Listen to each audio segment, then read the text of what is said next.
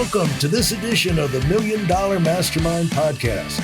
This is where we pick the brains of high achievers from all walks of life and get their hard-earned, real-world insights on winning. I'm your host, Larry Weidel. I'm looking forward to this afternoon talking with, I believe, from Austin, Texas. Is that right? Yes, Austin, Texas. Yeah, Aleric Heck. Welcome, Aleric. Thanks so much for having me on, Larry. I'm excited. And Aleric, you're in the world of business, you're still a youngster. And you remind me about when I got started, I was always the youngest guy in the room. Yeah. Now, if you have sustainability, you build your business with sustainability and longevity, and you work it to where you can offload the annoying parts and maintain the fun parts, you wind up working a long time, and then you become the oldest guy in the room. So I'm giving you a peek into your future, Aleric.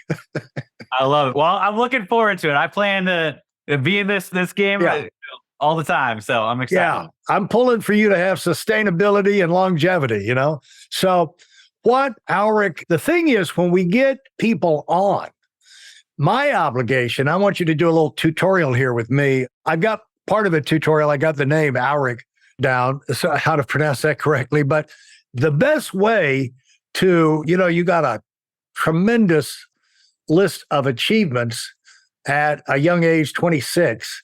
And, when we have youngsters, you're like a youngster, but when we have younger guys on or ladies on, the important thing is to say, why should I listen to this person? What could they possibly know?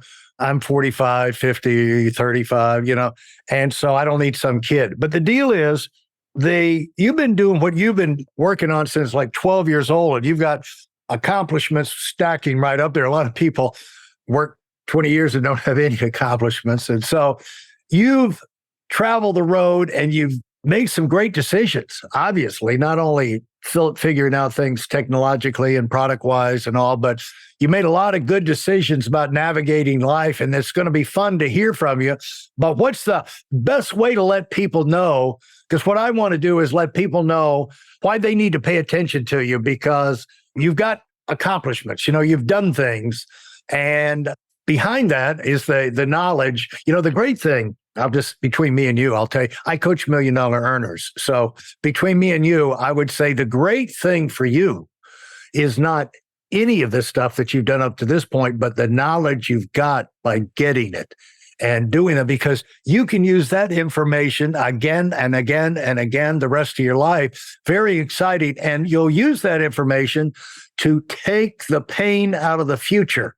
You know what I'm saying? To make things more efficient, to make things go smooth. Still will not be always efficient in everything.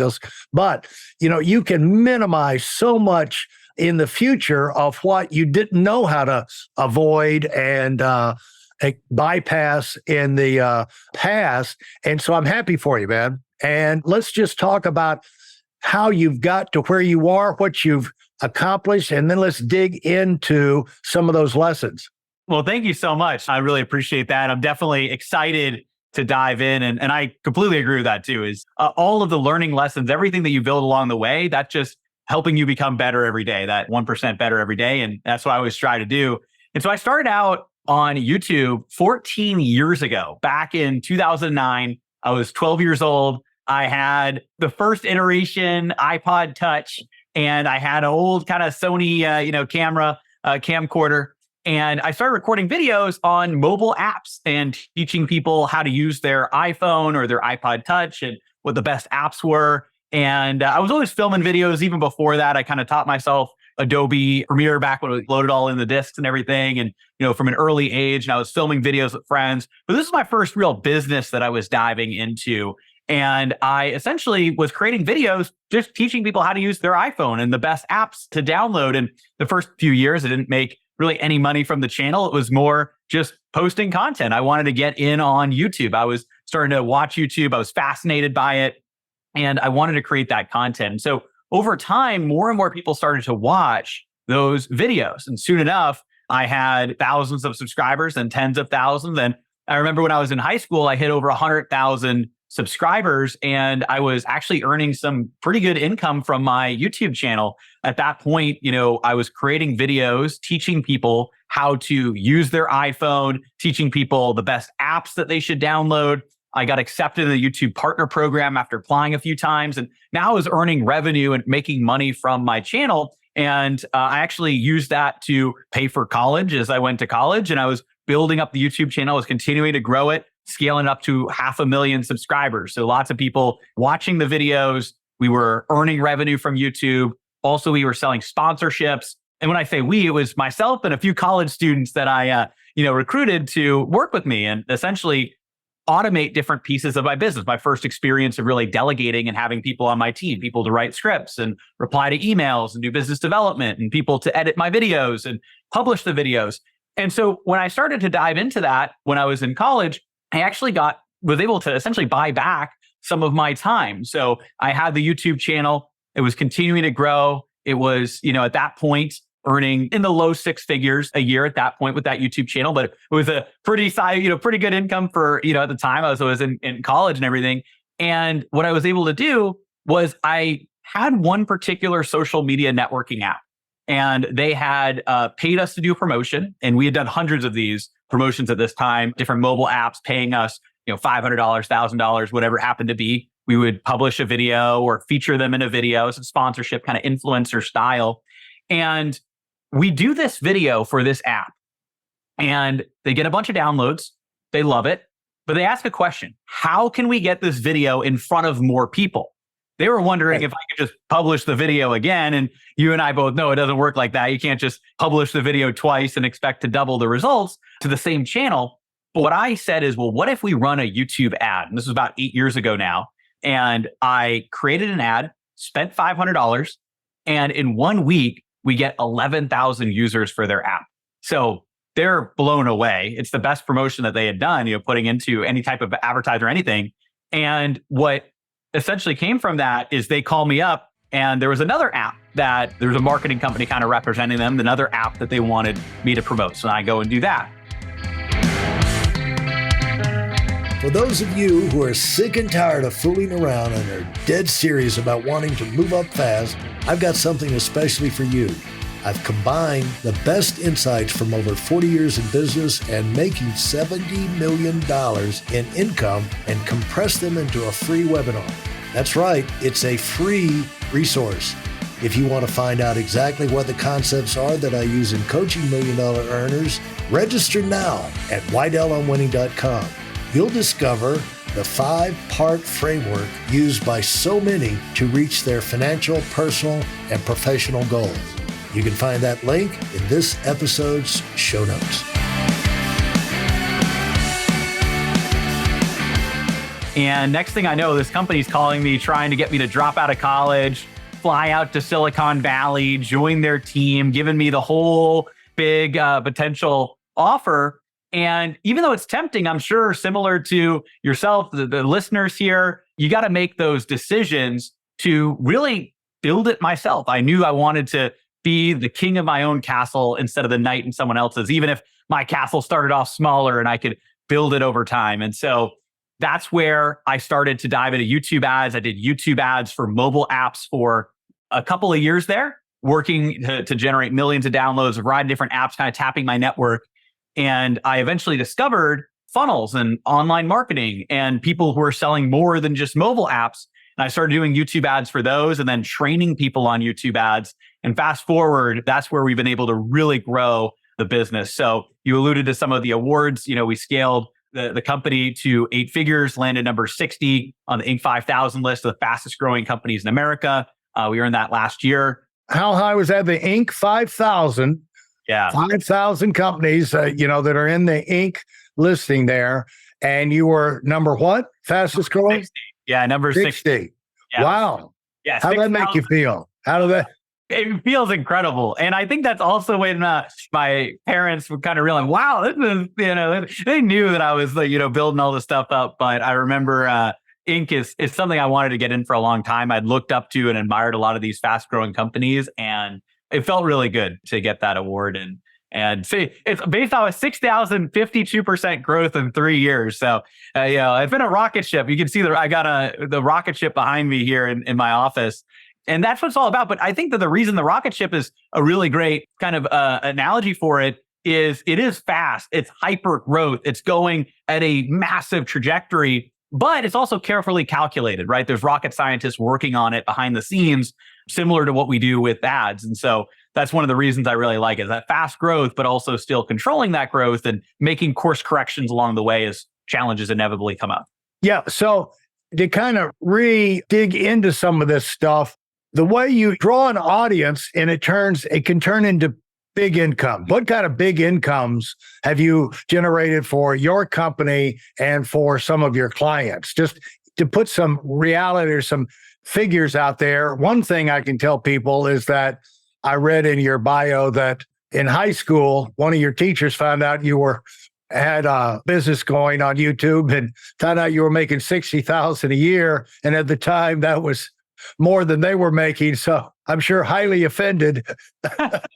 Yeah, I remember that distinctly. So that was the YouTube channel that was building that up. And that was around the time I hit 100,000 subscribers in my sophomore year of high school. And I was actually starting to earn some significant income. It was around that $60,000 a year. And I remember I was talking with somebody, and I wasn't even trying to, I was just talking about, I was like, hey, like, here's what I'm doing on YouTube. And I was talking with a friend, and the teacher overheard it. And I remember him coming over and saying, that's not possible. You're making that up. And I said, oh, no, that's what it is. I pull up the account and I show him.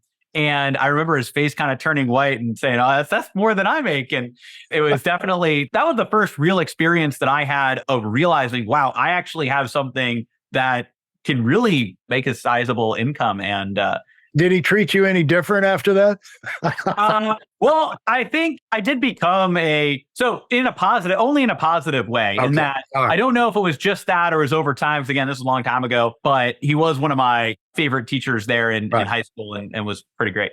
Well, what kind of family do you have to where at 12 years old, you're getting the idea of doing all this stuff?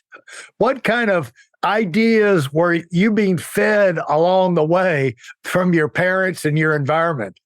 Yeah, that's a really great question. I have amazing parents. But the interesting thing is they're not actually entrepreneurs, but they really did encourage me to be creative and go and do different things. And instead of just consuming and watching TV or playing video games, and for a long time, actually, I wasn't really allowed to play video games when I was a kid. And instead of doing those types of things, I was encouraged to go outside and be out and be creative and do interesting things like film videos. I remember a camera. There's a picture of me. I have this video I made. I worked with somebody kind of these little mini documentaries and did a little video about kind of my journey. And there's a picture of me. It's like I'm 6 or 7 holding a video camera. It's almost the size of my head. It's kind of funny. But anyways, I remember filming videos.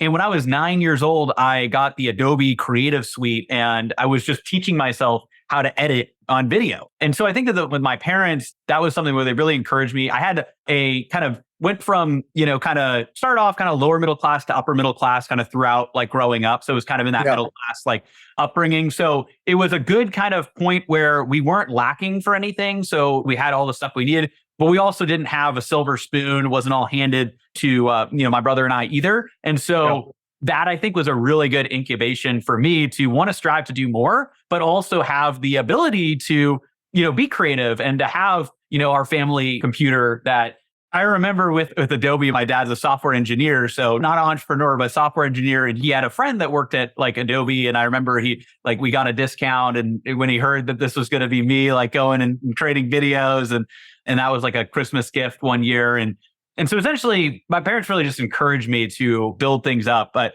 I remember even when I had a lemonade stand, they taught me the importance of profit. I had a lemonade stand, like classic entrepreneur story, the 7, 8, 9, 10. Yeah. And I remember being confused the first time they said, okay, well, this is the money that's going for the supplies, right? Yeah. And I'm like, what do you mean? And they taught me the difference between revenue and profit, which I think is something that I'm very appreciative, even though as a kid I was confused. But then I found out what it was and I didn't really like it. it definitely served me very well in the future to know the difference between, revenue isn't what you take home. It's the profit, right? And so you have to exclude those expenses. So that was kind of the upbringing, really just encouraged to be creative. And that was one of the things when I got the iPod Touch, my parents didn't know that had games on it. And that was actually, it's kind of like, that's a funny side of it. As I was playing some games, they said, well, how are you going to be creative? And I said, well, you know what? I'm going to show people what I recommend, the apps that I recommend or the games that I recommend. Yeah. And I created videos, and that was a part of the journey as well. Well, parents are always looking for ideas and insights that have been successful with other parents and other kids growing up. There's millions of ideas. And sometimes just one idea is all a parent, you do one right thing with your kids, and that's just they take hold of it and run with it. And so the idea of encouraging you to be creative, not just consume, think like, what else could be done with this? What can I do with it? And that's like you're learning a musical instrument, learn how to write some songs, write your own stuff, and maybe make your own instrument or something, But, exactly. At the elemental stage, teaching the difference between, how businesses work, the revenue and profits and little things like that. It doesn't have to be complicated, but you're giving the kids an advantage. And so you took those things and ran with it. And how would you teach? I mean, over the year, you've talked about teach a lot of other people. How do you teach? How do you do the teaching? Oh, that's a really good question. This is actually something that I actually gained this skill in the Boy Scouts. That was something that was valuable to me growing up, was being an Eagle Scout and doing things like that. And I learned this method that I really apply to my business and I recommend for other people. It's called the EDGE method. It's explain, demonstrate, guide, and enable. And I think that that's the best way to actually teach and educate people on things, where essentially you first explain how something's done. And this is, by the way, how we teach inside of our, YouTube ads program, where we're teaching new clients, because we work with a lot of businesses where we'll train them in how to do YouTube ads. So for instance, one of our clients, Tuft & Needle, they're a big mattress company. We train their internal media buying team on how to do YouTube ads. This was several years ago now, and they've since, really used that. But what we were able to do is go and train their internal team on how YouTube ads work. And we use the same method. So it starts with explain. That's where you're telling somebody, okay, here's what you need to do. Here's the high level concept of how YouTube ads work. We'll actually dive a little bit into that here as well. And I'm happy to share some insights on that. But then demonstrate. That's where you're showing how it works. And so in this case, we're going in and showing them on a screen, hey, here's what buttons to click. Here's what to do. Here's how it actually works while they're there and watching, either they're watching a video or they might be, attending a live training, whatever it happens to be, but they're seeing how it works. And we've explained the concept, demonstrating it. The next step is to guide someone. And that's where they're doing it, but you're actually over their shoulder, making sure that they're doing the right things along the way. And that's actually why we have ad strategists and ad coaches on our team that will go in and help our clients set up their campaigns. But instead of them pushing all the buttons, they'll help them know, okay, here's what buttons to press. Here's how to set it up. Here's how to set up your targeting, your YouTube video itself. And so they'll be going and doing it while they are being guided by one of our strategists. And then the final step is enable, where they can go out and actually just execute and do this on their own, and you can help them as needed. So it's explain, demonstrate, guide, enable is a really, really good framework for that. Thanks for listening to the Million Dollar Mastermind. If you felt there were any valuable takeaways from this episode, please take a minute and leave us a 5-star review.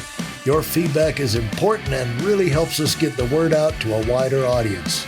Remember, we have a valuable webinar that is absolutely free. Register for it right now at weidelonwinning.com. Thanks for listening.